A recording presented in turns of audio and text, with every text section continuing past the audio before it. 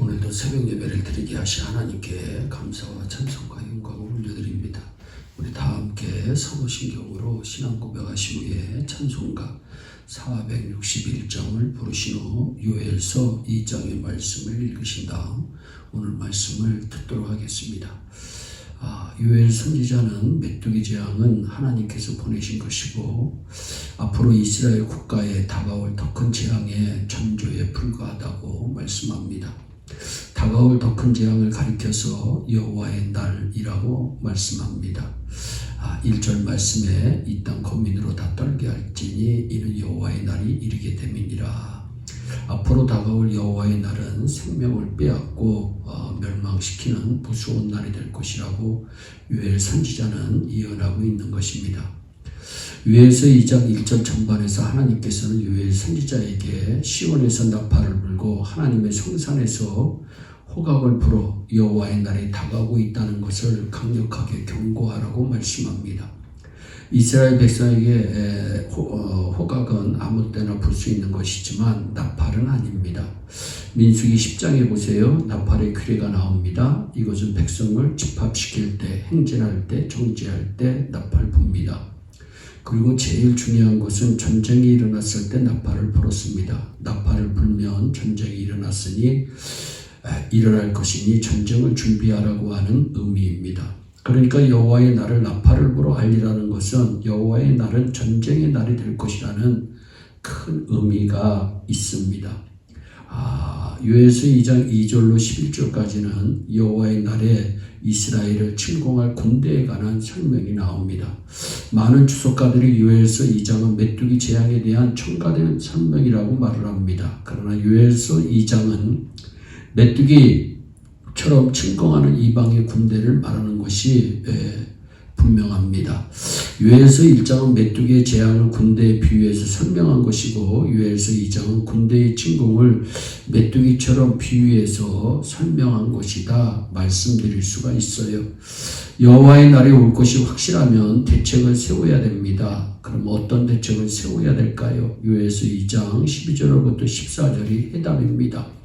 여호와의 말씀에 너희는 이제라도 금식하며 울며 애통하고 마음을 다하여 내게로 돌아오라 하셨나니 너희는 옷을 찢지 말고 마음을 찢고 너희 하나님 여호와께로 돌아와라. 그는 은혜로우시며 자비로우시며 노하기를 더디하시며 인애가 크시사 뜻을 돌이켜 재앙을 내리지 아니하시나니 주께서 혹시 마음과 뜻을 돌이키시고 그 뒤에 복을 내리사 너희 하나님 여호와께 소제와 존재를 드리게 하지 아니하실는지 누가 알겠느냐 말씀합니다.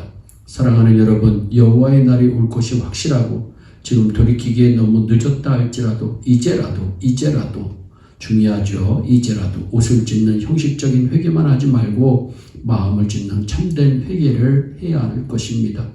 요엘 선지자는 회개를 하되 개인적인 회개에 그치지 말고 국가적인 회개, 집단적인 회개를 동반할 것을 촉구합니다. 요엘 선지자는 이스라엘 백성을 다 불러 모두 회개하라고 말씀합니다. 장로들도 오고 어린이 아이들도 오고 젖먹는 아이들도 오라는 것입니다. 그리고 각 결혼한 신랑 신부도 방에만 있지 말고 나오라는 것입니다. 구약 성경을 보면 각 결혼한 신랑은 1년 동안 분재도 면제해 주었습니다. 그런데 그런 신랑 신부도 다 나오라는 것입니다. 나와서 하나님 앞에 회개하면 큰 복을 주시겠다고 말씀합니다. 요엘서 2장 18절은 회개하는 하나님의 백성을 향한 하나님의 영원한 약속이 나옵니다. 그래서 18절에 그때 여호와께서 자기 땅을 위하여 중심이 뜨거우시며 그 백성을 긍휼히 여기실 것이라. 아멘. 하나님의 백성이 회개하고 마음을 찢으면 하나님의 중심이 뜨거워지셔서 하나님의 마음이 감동을 받아 백성을 긍휼히 여겨 복을 내려 주신다는 말씀입니다. 하나님께서는 마음을 찢고 회개하는 사람에게 반드시 복을 내려주십니다. 하나님께서 470년 동안 유다 백성을 위해 두 가지 영광스러운 복을 내려주십니다. 첫째는 물질의 복을 주십니다. 침공한 메뚜기 떼를 모두 바다에 몰아 죽이시고 다시 유다 백성에게 곡식 포도주 물질의 복을 주십니다. 20절이지요. 내가 부평 군대를 너희에게서 멀리 떠나게 하여 메마르고 적막한 땅으로 쫓아내리니 그 정구는 동해로 그 후구는 서해로 들어갈 것이라. 상한 냄새가 일어나고 악취가 오리니 이는 큰 일을 행하였습니다. 실제 하나님의 백성은 불경건해지면 물질의 복이 사라집니다. 하나님의 백성이 술 먹고 바람 피우면 물질의 복이 사라집니다. 하나님께서 복의 근원도 막아버리시기 때문에 망할 수밖에 없는 것입니다. 그런데 마음을 찢고 다시 하나님께 돌아와 경건하게 살면 하나님께서 막았던 것을 다 풀어놓으시고 물질의 복을 다시 회복시켜 주시는 것입니다. 둘째, 영적인 축복을 주십니다. 물질의 축복보다 더 중요한 것이 무엇입니까? 영적인 축복입니다. 28절과 29절에 나오지요. 그후에 내가 내 신을 만민에게 부어주리니 너희 자녀들이 장래일을 말한다. 너희 늙은이들은 꿈을 꾼다. 너희 젊은이는 이상을 본다. 그때 또 내가 또 내 신으로 남종과 여종에게 부어줄 것이다. 사도행전 2장에서 사도 베드로가 요에서 2장 28절의 예언이 우리 앞에 이루어졌다고 말씀한 말씀입니다. 그러니까 이 말씀은 요엘이 예언한 지 오랜 후에 하나님께서 내려주신 영적인 축복을 말씀합니다. 이 예언은 정확하게 오순절날 이루어집니다. AD 70년 이스라엘이 망하기 전 이룬 복이 임한 것입니다. 호세아의 예언대로 AD 70년 여호와의 날은 정확하게 도래합니다. 육체적인 이스라엘은 국가적으로 멸망당했습니다. 로마 장군 티투스의 침공이 얼마나 극심했는지는 3절을 보면 알 수가 있습니다. 불이 그들의 앞을 사르고 불꽃이 그들의 뒤를 태우니 그 전의 땅은 에덴 동산 같았으나 그 위의 땅은 황무한 들 같으니 그들을 피할 자가 없다. 육체적인 이스라엘은 이처럼 망했지만 하나님께서는 복을 주십니다. 그래서 이방인이 우리도 성령 받아 예수님을 믿는 복을 받게 된 것입니다. 옛날 로마 군대 얘기를 하는 것이 아닙니다. 사랑하는 여러분, 여호와의 날은 로마 군대의 침공으로 끝난 것이 아닙니다. 로마 군대보다 더 무서운 하늘의 군대가 쳐들어올 것입니다. 그날이 바로 예수 그리스도가 제일이 많은 날이십니다. 베드로후서 3장 10절에 그러나 주의 날이 도적같이 오리니 그날에는 하늘이 큰 소리로 떠나가고 체질이 뜨거운 불에 풀어지고 땅과 그 중에 있는 모든 일이 드러난다. 성경은 분명히 말씀합니다. 주의 날이 도적같이 올 것이다. 사도 베드로도 동일하게 이야기하고 있습니다. 21세기를 사는 우리에게 다가올 여호와의 날은 불심판의 날입니다. 물심판은 노아의 때에 끝났습니다. 하나님께서는 더 이상 물로 심판하지 않겠다고 약속하셨습니다. 하늘에 무지개를 주셨습니다.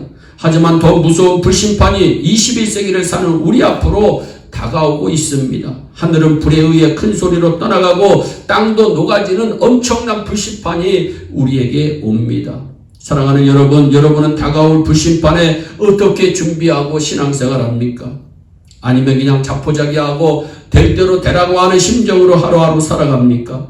요엘 선지자가 우리에게 주시는 메시지는 이제라도 마음을 찢고 여호와께로 돌아가자는 것입니다. 이처럼 방향 전환을 하는 사람은 물질의 복과 영적인 복을 받게 되고 이 생에서도 복을 받고 저 내세에서도 영원히 복을 받게 되는 것입니다. 지금도 늦지 않았다고 성경은 말씀합니다.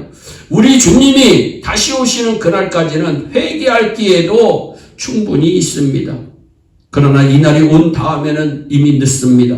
불심판이 21세기를 사는 현대인들을 기다리고 있습니다. 그날을 준비하는 것은 다른 것 없습니다. 예수님을 믿고 경건하게 사는 것밖에 없습니다. 우리 성도 모두 방향 전환하시고 마음을 찢고 여호와께로 돌아가 예수님 잘 믿어 불심판에서 구원받게 되시기를 주 예수 그리스도의 이름으로 축원합니다. 기도하겠습니다. 사랑의 하나님 아버지, 여호와의 날이 올 것이라고 주님 분명히 말씀하였는데 많은 사람들의 마음이 무뎌져서 여호와의 날에 대한 관심이 점점 식어지고 있습니다. 죄에 대한 의식도 점점 식어지고 있습니다. 아버지 하나님, 그러나 반드시 불심판은 올 것이라고 하는 확실한 사실을 우리 예언의 성도들은 깨달아서 하나님, 혹시 죄 지은 거 있으면 다 회개하게 하시고 아버지 옷을 찢지 말고 마음을 찢는 온 성도들이 되게 하여 주셔서 주님 오시는 그날의 불심판에서 구원받는 하나님의 귀한 백성들이 다 되어줄 수 있도록 은총을 베풀어 주시옵소서. 오늘도 승리하게 하여 주시고 오늘도 어디에 있든지 무엇을 하든지 예수 안에서 주님과 함께 동행하는 하나님의 귀한 자녀들이 다 되게 하여 주옵소서. 감사하고 예수님의 이름으로 기도하옵나이다. 아멘. 우리 다 함께 주기도문으로 예배를 마치시고 각자 개인 기도하신 후에 오늘도 주 안에서 승리하는 복된 하루 되시기를 바랍니다. 감사합니다.